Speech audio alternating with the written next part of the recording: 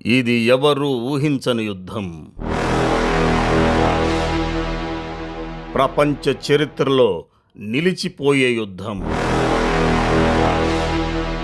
వ్యూహాలు పన్నడంలో కురుక్షేత్ర యుద్ధానికి తాతలాంటి యుద్ధం. ఈ యుద్ధంతో పోలిస్తే రష్యా ఉక్రెయిన్ మధ్య జరుగుతున్న యుద్ధం అసలు యుద్ధమే కాదు అనిపించే యుద్ధం. ఓవరాల్గా చూస్తే యుద్ధం అంటే ఇదేరా అనిపించే యుద్ధం. అదే చీమలు ఏనుగుల మధ్య జరిగిన యుద్ధం. వినండి, చందమామ కథ, చీమ ఏనుగు యుద్ధం.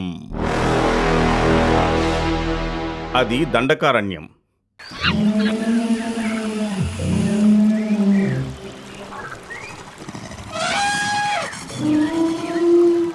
సాయంత్రం వేళవుతుంది. ఇంకా కొద్దిసేపట్లో చీకటి పడబోతోంది. పక్షులన్నీ తమ తమ గూళ్లకు చేరుకుంటున్నాయి. పక్షుల తరహాలోనే చీమలు కూడా క్రమశిక్షణ కలిగిన సైనికుల తరహాలో తమ పుట్టల సామ్రాజ్యానికి చేరుకున్నాయి. సాధారణంగా చీమలు పక్షుల కంటే ముందుగానే తమ పుట్టల్లోకి చేరుకుంటాయి. ఆ రోజు కూడా చీమలు చీకటి పడక ముందే తమ సామ్రాజ్యానికి చేరుకున్నాయి. దాదాపు 4 కోట్ల చీమలు నివసించే సామ్రాజ్యం అది. ఆ సామ్రాజ్యానికి రాజు పిపీలక వర్మ. ఆయన తన రాజ్యంలోని చీమలని కన్న బిడ్డల్లా పాలిస్తూ ఉండేవాడు. ఆ రోజు కూడా ఎప్పట్లాగే సాయంత్రానికి తిరిగి వచ్చిన చీమలు రిలాక్స్ అవుతుండగా అప్పుడు వినిపించింది ఒక భయంకరమైన అరుపు. ఆ అరుపు విని చీమలు భయపడిపోయాయి. ఏం జరిగిందా అనుకుంటూ గబగబా పుట్టల్లోంచి బయటకొచ్చి చూశాయి. బయటికి వచ్చాక అక్కడ కనిపించిన దృశ్యం చూసి చీమలన్నీ హోల్సేల్గా షాక్ అయిపోయాయి. ఎదురుగా ఒక మదపు టేనుగు భయంకరంగా అరుస్తూ చీమల సామ్రాజ్యం వైపు దూసుకొస్తోంది. ఆ ఏనుగును చూసి చీమలన్నీ అదిరిపోయాయి. ఆ ఏనుగు పుట్టల వైపే దూసుకొస్తోంది.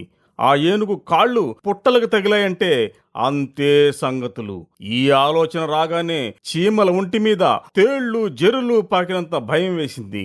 వెంటనే ఆ ఏనుగుకి ఎదురు వెళ్ళి, ఇటువైపు రాకు, తప్పుకొని వెళ్ళు అని గట్టిగా అరిచాయి. ఆక్రందనలు చేశాయి. అంతంత పెద్ద పెద్ద చెవులున్న ఏనుగుకి చీమల అరుపులు వినిపించాయో లేదో, వినిపించినా పట్టించుకుందో లేదో కానీ ఆ ఏనుగు ఆగకుండా వస్తూనే ఉంది. దాంతో చీమలు డేంజర్ అలారం మోగించాయి. ఆ అలారాన్ని అర్థం చేసుకున్న చీమలు పుట్టలోంచి బయటకు వచ్చేశాయి. ఇవేవీ పట్టించుకొని ఆ భారీ ఏనుగు చీమల పుట్ట మీద కాలు వేసి అవతలకి వెళ్లిపోయింది. ఆ ఏనుగు కాలి ధాటికి చీమల సామ్రాజ్యం చెల్లా చెదురైపోయింది. సరైన సమయంలో అలారం మోగించడం వల్ల చీమలన్నీ అప్రమత్తమయ్యాయి. అందువల్ల ప్రాణ నష్టమైతే జరగలేదు. కానీ ఎన్నాళ్ళ నుంచో కష్టపడి కట్టుకున్న చీమల కోట చెల్లా చెదురైపోయింది. ఈ సంఘటన పిపీలక వర్మకు ఆగ్రహాన్ని తెప్పించింది. వెంటనే ఏనుగుల సామ్రాజ్యం మీద యుద్ధాన్ని ప్రకటించాడు. ఈ వర్తమానాన్ని తీసుకుని ఒక సీనియర్ చీమ రాయబారిగా ఏనుగుల సామ్రాజ్యానికి వెళ్ళింది. మర్యాదగా మీ ఏనుగు చేసిన తప్పు ఒప్పుకొని సారీ చెప్పి ఇంకెప్పుడు మా కోట జోలికి రాము అని హామీ ఇవ్వండి, లేకపోతే తీవ్రమైన పరిణామాలుంటాయి అని ఏనుగుల రాజుని హెచ్చరించింది రాయబారి చీమ. ఏనుగుల సామ్రాజ్యానికి రాజైన గజ్జుభాయ్ సీనియర్ చీమ తెచ్చిన వర్తమానాన్ని తేలిగ్గా తీసుకున్నాడు.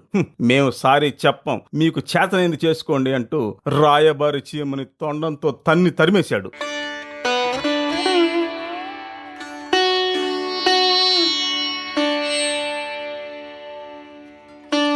రాయబారి చీమ ఒళ్ళంతా గాయాలతో కుయ్యోమర్రో అనుకుంటూ తన సామ్రాజ్యానికి తిరిగొచ్చింది.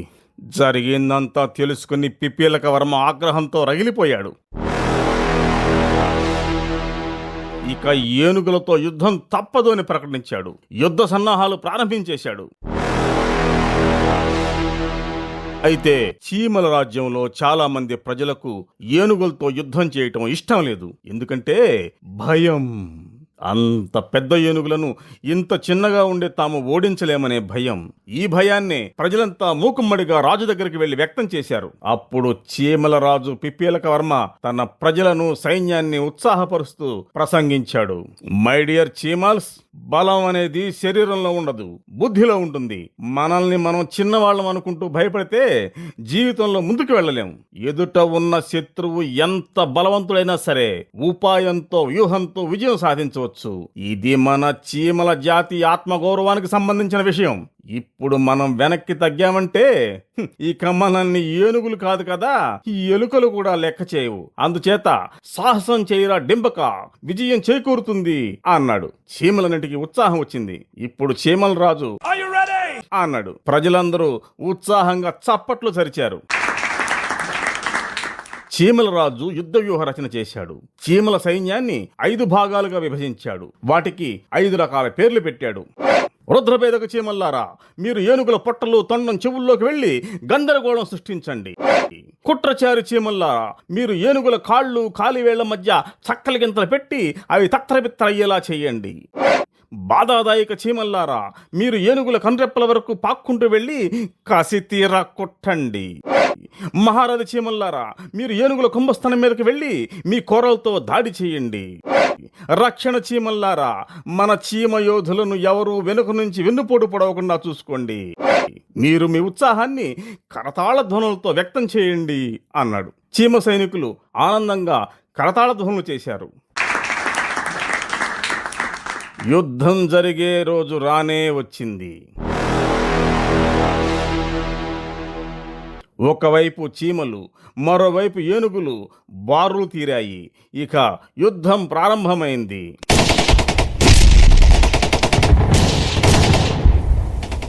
ముందుగా సిద్ధం చేసిన ప్లాన్ ప్రకారం దుర్గభేదక, కుట్రాచారి, బాధాదాయక, మహారథి, రక్షణ చీమలు తమకు అప్పగించిన పనులు విజయవంతంగా పూర్తి చేశాయి.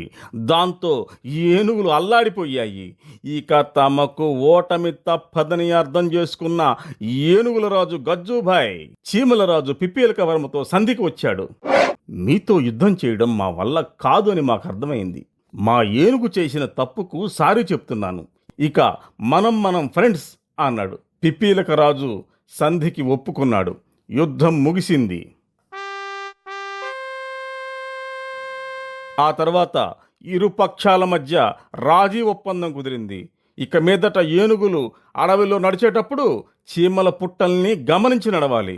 రాయబారి చీమని అవమానించిన గజ్జుబాయ్ సదరు సీనియర్ చీమ కాళ్ళు పట్టుకుని క్షమాపణ కోరాలి. చీమలకు ఏనుగులకు స్నేహం పెరగడానికి అప్పుడప్పుడు 2 వర్గాలు మీటింగులు, కిట్టి పార్టీలు ఏర్పాటు చేసుకోవాలి.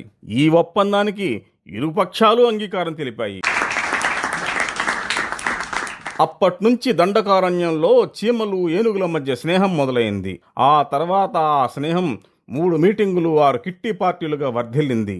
ఈ కథ చివరి వరకు విన్న శ్రోతలు చందమామ కథ ఛానల్ని సబ్స్క్రైబ్ చేసుకుని లైక్, కామెంట్, షేర్ కూడా చేశారు.